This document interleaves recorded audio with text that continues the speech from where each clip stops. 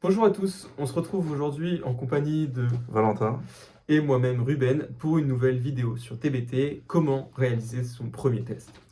Donc Valentin va vous faire un petit rappel de ce qu'on a vu jusqu'à présent.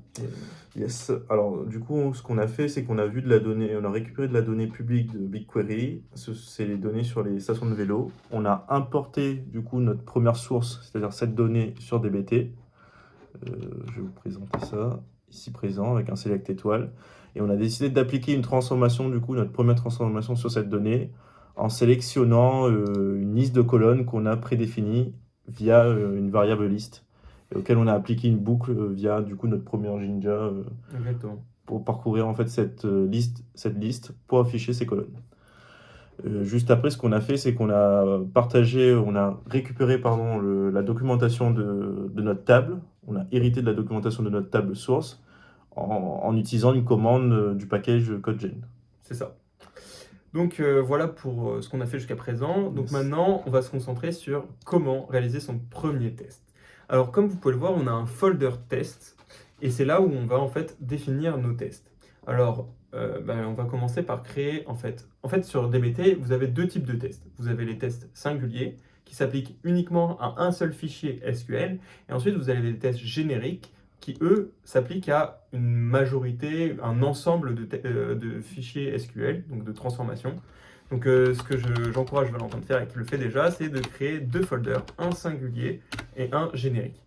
Donc voilà, il va créer ces deux folders. Et dans ces deux folders, nous, ce qu'on va faire, c'est qu'on va créer un test qui va s'appliquer à l'ensemble de nos transformations, à l'ensemble de nos fichiers SQL, qui sont matérialisés par des tables. Et enfin, un fichier générique. Donc là, pour le cadre de la démo, je pense qu'on peut se concentrer pour faire un test qui va vérifier la capacité des stations. Comme vous pouvez le voir, on a une colonne capacity là sur la page transformation.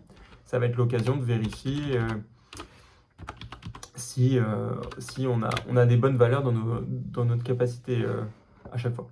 Donc pour ce qui concerne le test singulier, donc là il a créé un test sur l'anomalie la capacité en anomalie.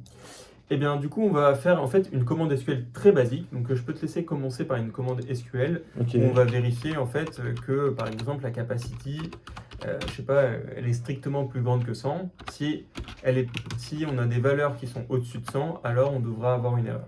Ok, vérifier du coup la capacité.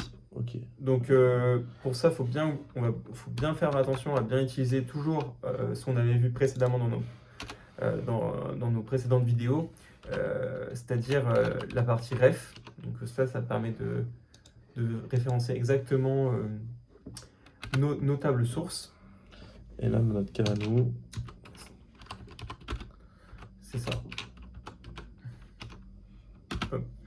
supérieur à 100. Supérieur à 100, c'est ça.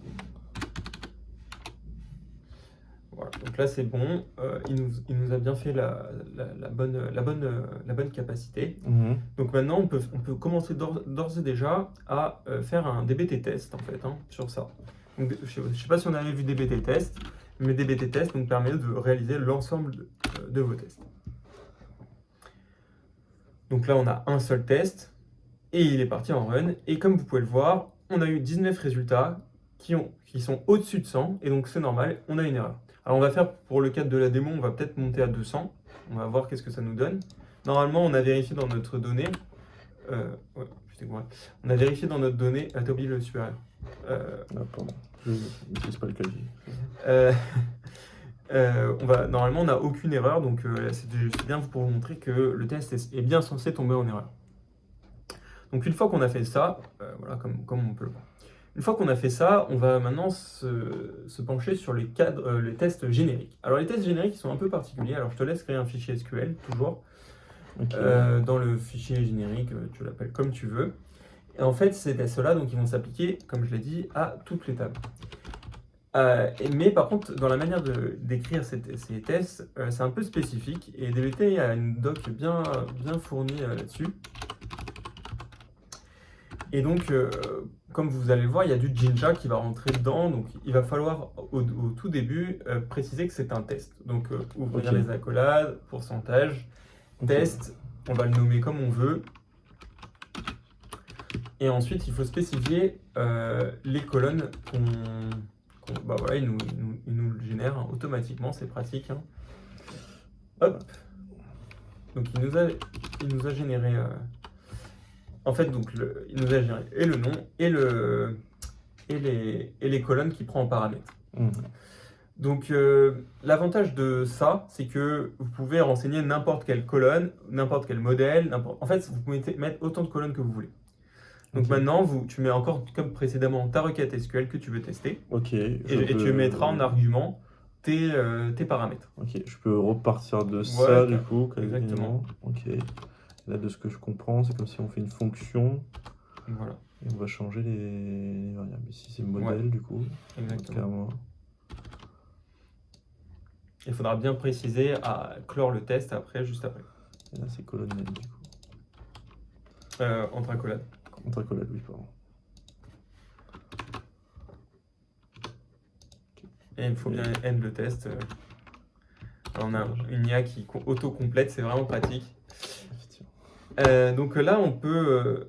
Alors, ça ne va pas marcher pour le moment parce qu'on n'a pas défini dans le schéma.yaml. Le modèle et le Ou voilà. colonne name. Ok. On n'a pas spécifié sur quel modèle et sur quelle colonne tu vas t'appliquer. Donc, il faut aller dans le schéma.yaml. Ok. Et là, donc on va se baser sur la colonne capacity et on va lui dire écoute, tu vas appliquer le test. Donc, il faut écrire test. À ce niveau-là ou au niveau de la description, Ouais, c'est ça? au niveau de la description. Ok, test avec un Et S. là, il faut écrire le test qu'on a écrit. Notre test, C'est capacity anomalie générique. Capacity Voilà, anomalie générique. Ok. Je crois qu'il s'appelle, il faut bien vérifier qu'il s'appelle exactement comme ça. Oui. Et l'autre, enfin au-dessus, juste au-dessus, pardon, quand tu cliques là-dessus, ouais. Ouais. Je crois que c'est ce nom-là qu'il faut lui donner. Donc là, et tu l'as bien nommé de la bonne manière. Ouais, faut bien revérifier bien. Dans le... Non, c'est chez MyYAML, oui. Voilà. Là tu as mis 2 points, faut les enlever. Hop. Ok, pas de 2 points. Okay. Pas de 2 points, voilà, comme ça. Donc là, on est bon. Je crois qu'il faut juste, par souci d'indentation, il faut que tu mettes un espace entre le tiret et le... Ok. Voilà. Et donc là, on peut te faire un DBT test, toujours. Et là, il comprend automatiquement que c'est le modèle name ici présent, c'est ça? Transformation, voilà. Et le colonne name, parce que là, on s'est mis bien en dessous de capacity. Exactement. Ok, DBT test. Et là, il va exécuter on a les deux tests. Exactement. Okay. Donc super. Voilà, on a réussi à créer 2 tests, un générique et un spécifique. Ok. Donc maintenant qu'on a vu ça, alors j'aimerais bien vous montrer une petite fonctionnalité qui peut être sympa, c'est la possibilité de mettre des warnings au lieu d'erreurs. Donc peut-être qu'on peut remettre une erreur, donc soit tu mets supérieur à 100 par exemple. On va le mettre uniquement dans le générique, par exemple. Voilà, comme n'importe lequel. Non, peut-être dans l'autre. Peut-être dans l'autre. Dans le spécifique, parce que celui-ci... enfin, oui, on aurait pu le faire aussi, en fait, tu me diras. Et donc là, il faut que tu mettes... donc là, on va avoir une erreur, je peux lancer. On va mettre une configuration spécifique en haut du test. Au lieu que ça tombe en erreur, on veut lui dire que ça nous alerte, mais que ça ne tombe pas en erreur. Alors ça va avoir un impact dans les pipelines lorsque vous allez lancer vos différentes commandes dans le shell. Okay. Et le fait que ça tombe en erreur ou le fait que ça tombe en warning, ça va pas avoir les mêmes conséquences après dans vos pipelines. Okay. Ça peut être pratique. Donc là, il faut il faut écrire config et préciser la sévérité. Par défaut, la sévérité, elle est sur error, mais là, on va mettre warning. Exactement. Donc, il ne faut pas juste pas oublier les accolades. Ok, toujours en accolade les configs aussi. Okay. Ouais. C'est du Jinja. Super. Okay. Et donc là, on peut remettre DBT test. Et comme vous allez le voir, on va avoir un warning au lieu d'un fail. Ok. Donc super.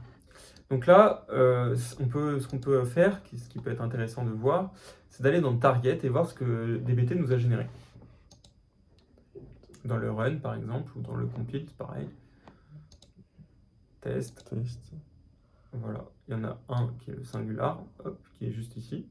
Et maintenant, si tu veux voir l'autre, peut-être qu'il est dans le modèle alors. Ou peut-être qu'il a même, je sais même pas où il l'a fait en fait. test. Voilà, il l'a fait là. Vous voyez que c'est pas, il l'a fait pas au même endroit en fait, hein. Ah non, ici c'est le singulier. Non, c'est toujours le singulier aussi. Là, oui. Et dans Models, dans l'autre, ouais. Là, voilà, c'est lui. Ok, il le fait Donc, pas au même endroit. Et Du ouais, coup, il le il y fait en a un dans- qui le fait dans son folder et l'autre Ok. qui l'applique au fichier. Ok. Donc voilà pour les tests. Et dernière petite info, maintenant qu'on a vu comment fonctionnait un test, il y a une commande dans DBT qui s'appelle DBT Build. Et donc on va sans plus attendre lancer. Ok. En fait, DBT Build, c'est DBT Run et DBT Test. Donc là, on va lui demander de recréer nos tables et en même temps de tester si, oui ou non, elles sont en erreur ou pas. Donc là, il va faire le run et ensuite les tests. Très pratique quand vous devez créer vos tables. Au lieu de, enfin, c'est une petite commande qui est pratique, quoi. Ok, là du coup il a lancé les tables, la création de tables ici présent, avec la durée.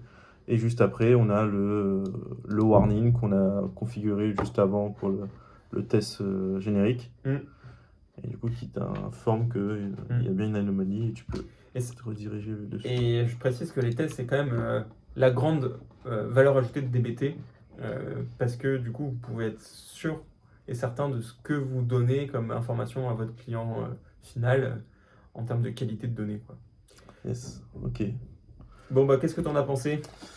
Bah, ça a l'air très très simple, hein. C'est du SQL hein, au final, notamment pour le Singular. Le Singular, à part le petit config au début, c'est du Jinja, mais sinon c'est un select étoile ou c'est une requête SQL simple auquel on affiche en fait nos anomalies. Et assez rapidement, en fait, tu peux tester ta donnée là-dessus. C'est intéressant. Alors, pour information, vous avez par défaut 4 tests qui sont disponibles dans DBT. Donc Ok. vous avez note nulle qu'on a vu la dernière fois, et vous en avez d'autres. Et ensuite, en plus de ça, vous avez des tests qui sont disponibles aussi dans le package. Donc vous pourrez retrouver en ligne directement sur les Git en question. Donc ça, c'est vraiment pratique. Ok. Vous n'êtes même pas obligé de les recréer à la main, mais dans des cas spécifiques ici. Donc voilà. Donc vous aurez juste à faire DBT test, enfin importer le package et faire DBT test et le test s'appliquera. Ok. Bon, j'espère que cette vidéo vous aura plu. On se retrouve pour une prochaine vidéo. À bientôt. Salut.